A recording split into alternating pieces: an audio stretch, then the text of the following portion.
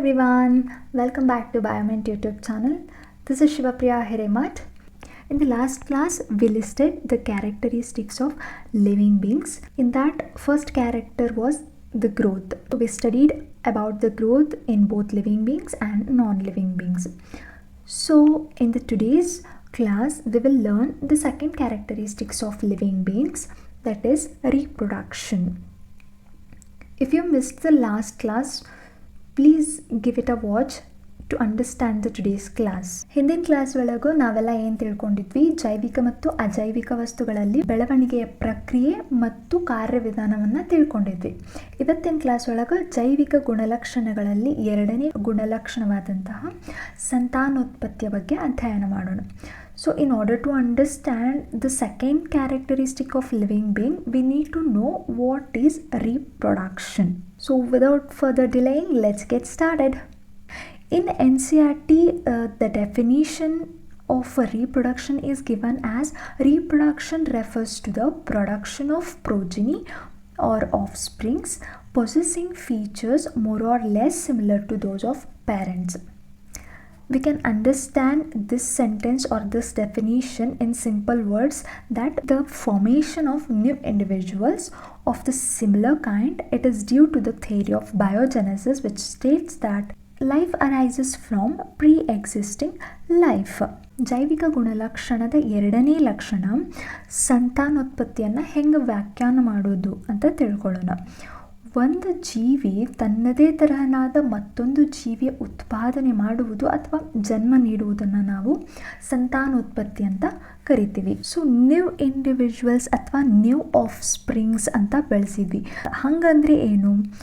ಪೀಳಿಗೆ ಅಥವಾ ಬಳುವಳಿಕೆ ಅಂತ ಕರಿತೀವಿ ಅಥವಾ ಸಂತತಿ ಅಂತ ಕರಿತೀವಿ.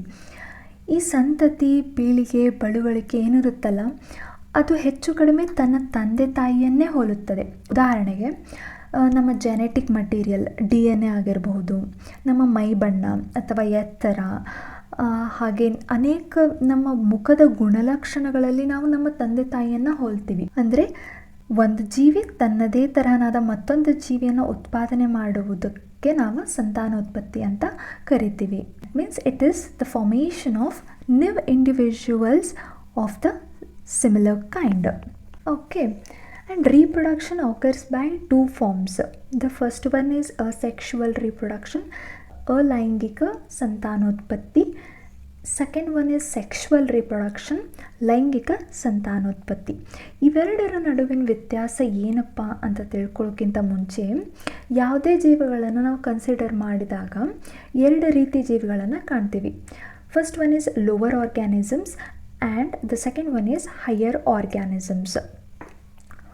Lower organisms is nothing but these are simple organisms which are not at all developed completely and which do not possesses any tissues, and if there is no tissue then no question of organ and organ system level of organization. Hence single cell is capable of performing all the functions. For example, planaria, hydra, bacteria, these all come under the lower organisms. Okay, lower organisms ಅಂದರೆ ಏನು ಅಂದರೆ, ಯಾವುದೇ ಒಂದು ಜೀವಿಯು ಅಂಗಾಂಶ ಅಥವಾ ಅಂಗವ್ಯವಸ್ಥೆಯನ್ನು ಹೊಂದದೇ ಇರುವ ಜೀವಿಯನ್ನು ನಾವು ಲೋವರ್ ಆರ್ಗ್ಯಾನಿಸಮ್ಸ್ ಅಂತ ಪರಿಗಣಿಸ್ತೀವಿ. ಉದಾಹರಣೆಗೆ ಪ್ಲನೇರಿಯಾ, ಬ್ಯಾಕ್ಟೀರಿಯಾ, ಹೈಡ್ರಾ, ಇವಕ್ಕೆಲ್ಲ ನಾವು ಲೋವರ್ ಆರ್ಗ್ಯಾನಿಸಮ್ಸ್ ಅಂತ ಕರಿತೀವಿ. The second one is higher organisms. These are complex and well developed organisms compared to lower organisms. Higher organisms are made up of tissues, organs and organ system level of organization. Hence the particular functions are performed by group of particular cells, tissues, organs or organ systems. Okay, for example, reptiles, amphibians, aves, plants, mammals, these all come under higher organisms. Higher organisms ಅಂದರೆ ಏನಂದ್ರೆ, ಯಾವ ಜೀವಿಗಳೊಳಗೆ ಅಂಗಗಳು ಮತ್ತು ಅಂಗ ವ್ಯವಸ್ಥೆಯನ್ನು ಹೊಂದಿರ್ತಾವಲ್ಲ ಅಂಥ ಜೀವಿಗಳನ್ನು ನಾವು ಹೈಯರ್ ಆರ್ಗ್ಯಾನಿಸಮ್ಸ್ ಅಂತ ಕರಿತೀವಿ. ಈ ಹೈಯರ್ ಆರ್ಗ್ಯಾನಿಸಮ್ಸ್ ಒಳಗೆ ಯಾವುದೇ ಕಾರ್ಯ ಹೊಂದಬೇಕಂದ್ರೆ ಒಂದು ಕೋಶದಿಂದ ಆಗಂಗಿಲ್ಲ. ಸೊ ನಾವು ಜೀವಿಗಳಲ್ಲಿರುವ 2 ವಿಧಗಳನ್ನು ಈಗ ತಿಳ್ಕೊಂಡ್ವಿ. So let us understand the difference between the 2 types of reproduction. First one is asexual reproduction, ಅಲೈಂಗಿಕ ಸಂತಾನೋತ್ಪತ್ತಿ. This is seen in most of the lower organisms and even in some of the higher organisms too. ಅಲೈಂಗಿಕ ಸಂತಾನೋತ್ಪತ್ತಿಯನ್ನು ನಾವು ಎಲ್ಲ lower ಆರ್ಗ್ಯಾನಿಸಮ್ಸ್ನಲ್ಲೂ ಕಾಣ್ತೀವಿ ಮತ್ತು ಕೆಲವು higher ಆರ್ಗ್ಯಾನಿಸಮ್ಸ್ನಲ್ಲೂ ನಾವು ಇದನ್ನು ಕಾಣ್ತೀವಿ. ಆ್ಯಂಡ್ ಎರಡನೇದ್ದು ಲೈಂಗಿಕ ಸಂತಾನೋತ್ಪತ್ತಿ, sexual reproduction. This can be seen only in the higher organisms. ಲೈಂಗಿಕ ಸಂತಾನೋತ್ಪತ್ತಿಯನ್ನು ನಾವು ಹೈಯರ್ ಆರ್ಗ್ಯಾನಿಸಮ್ಸ್ನಲ್ಲಿ ಮಾತ್ರ ಕಾಣ್ಬೋದು. ಲೋವರ್ ಆರ್ಗ್ಯಾನಿಸಮ್ಸ್ನಲ್ಲಿ ಲೈಂಗಿಕ ಸಂತಾನೋತ್ಪತ್ತಿ ಕಂಡು ಬರಂಗಿಲ್ಲ. ಇನ್ನೊಂದು ವ್ಯತ್ಯಾಸ ಏನು ಈ ಸೆಕ್ಷುವಲ್ ಮತ್ತು ಅಸೆಕ್ಷುವಲ್ ರೀಪ್ರೊಡಕ್ಷನ್ ಒಳಗೆ ಅಂತಂದ್ರೆ, sexual reproduction is more complicated than asexual reproduction because sexual reproduction involves 2 different sexes. That means it is a biparental, like male and female individuals are involved in the sexual reproduction. But in case of the asexual reproduction there is no such involvements. That means it is an uniparental type of reproduction. The reproduction takes place by the single individual. So why the sexual reproduction is complicated is this because there is a production of male and female gametes. Here male is symbolized as like this and female is represented as like this. This is for male and this is for female. Okay, here the male gamete is sperm and the female gamete is egg or ovum.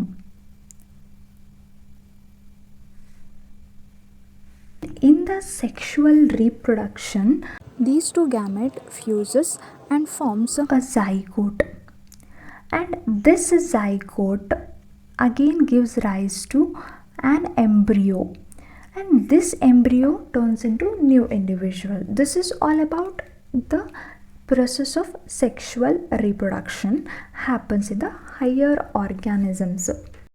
Coming to asexual reproduction, there are several ways. Among those, one is formation of spores. This formation of spores happens in some of the fungi. Let us study how this happens. The plant body or the fungi produces hundreds of reproductive units. Those are called spores. And when these spores are burst out from the sporangia, then they get spread in air. Under the favorable conditions, they germinate and produce a new plant. Like the parent body, they form into another individual or independent fungi. So as I said, asexual reproduction is an uniparental. It does not involve 2 individuals, it only involves the single parents. Hence this type of reproduction is called asexual reproduction. Let's see, the next one is budding. This is nothing but due to the cell division at one particular site, there is a formation of an outgrowth or bud. This bud develops into tiny structure, and when fully mature, it detaches from the parent body. Okay, as you can see here, it detaching from the parent body and it becomes new independent individual. Now this is nothing but budding. And why it is called asexual reproduction? Because it is involving a single parent, not 2 parents. That is why it is an example for asexual reproduction. So let us study one more type of asexual reproduction. That is regeneration. What is meant by regeneration? Regeneration is nothing but the capability of regrowing the lost body parts. It is due to the damage or missing cells, tissues, organs, or entire body. That is nothing but regeneration. So I'll explain here how it occurs. Here we are considering the planaria. Okay, when the body of planaria get cut by accidentally or damaged by accidentally, it has a special mechanism of regrowing its lost part like this. When it is get cut into like this, it regrows its body into the whole original parental body. So it has a special mechanism of regrowing its lost out body part, that is by regeneration. Okay, you can even see this mechanism in lizards and even in adult humans. You might wonder, but yes, our liver cells has the power of regeneration. If the part of the liver is lost by disease or injury, it can regrows or it can grows back. Okay, it is just for example for regeneration, but not with regarding the reproduction. As we said, asexual reproduction is nothing but it is an uniparental.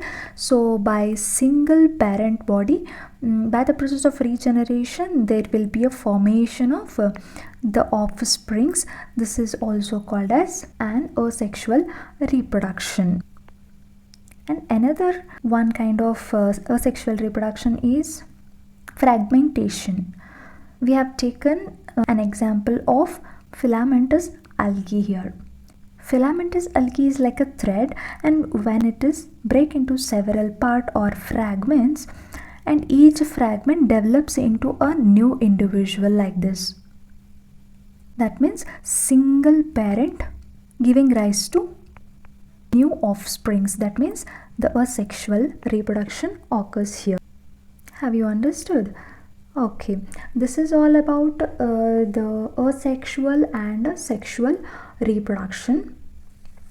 ನಾವಿವಾಗ ಯಾವೆಲ್ಲ ಜೀವಿಗಳ ಬಗ್ಗೆ ತಿಳ್ಕೊಂಡ್ವಿ ಅವೆಲ್ಲ multicellular organisms, ಬಹುಕೋಶೀಯ ಜೀವಿಗಳಂತ ನಾವು ಕರಿತೀವಿ. How about unicellular organisms? Let's study. So in unicellular organisms like amoeba, we can draw like this. The reproduction is synonymous to growth, that is increase in number of cells and mass. ಏಕಕೋಶೀಯ ಜೀವಿಗಳು, ಉದಾಹರಣೆಗೆ ನಾವು amoeba, ಇವುಗಳಲ್ಲಿ ಸಂತಾನೋತ್ಪತ್ತಿ ಮತ್ತು ಬೆಳವಣಿಗೆ ಎರಡೂ ಸಮಾನಾರ್ಥಕಗಳಂತೆ ಬಿಂಬಿಸ್ತವೆ. ನಾವು ಹಿಂದಿನ ಕ್ಲಾಸ್ ಒಳಗೆ ಕಲ್ತಿದ್ವಿ ಏನಂತಂದ್ರೆ ಏಕಕೋಶೀಯ ಜೀವಿಗಳು ಬೆಳವಣಿಗೆ ಹೆಂಗೆ ಹೊಂತಾವ ಅಂತ. ಈ ಏಕಕೋಶೀಯ ಜೀವಿ ಫೇವರಿಬಲ್ ಕಂಡೀಷನ್ ಬಂದಾಗ ಕೋಶ ವಿಭಜನೆಯ ಮುಖಾಂತರ ಎರಡು ಡಾಟರ್ ಸೆಲ್ಸ್ ಆಗಿ ಫಾರ್ಮ್ ಆಗ್ತಾವ ಅಂತ ನಾವು ಹಿಂದಿನ ಕ್ಲಾಸ್ ಒಳಗೆ ಕಲ್ತಿದ್ವಿ. So in unicellular organisms like amoeba, initially it grows and becomes a large one, and under favourable condition it gives rise to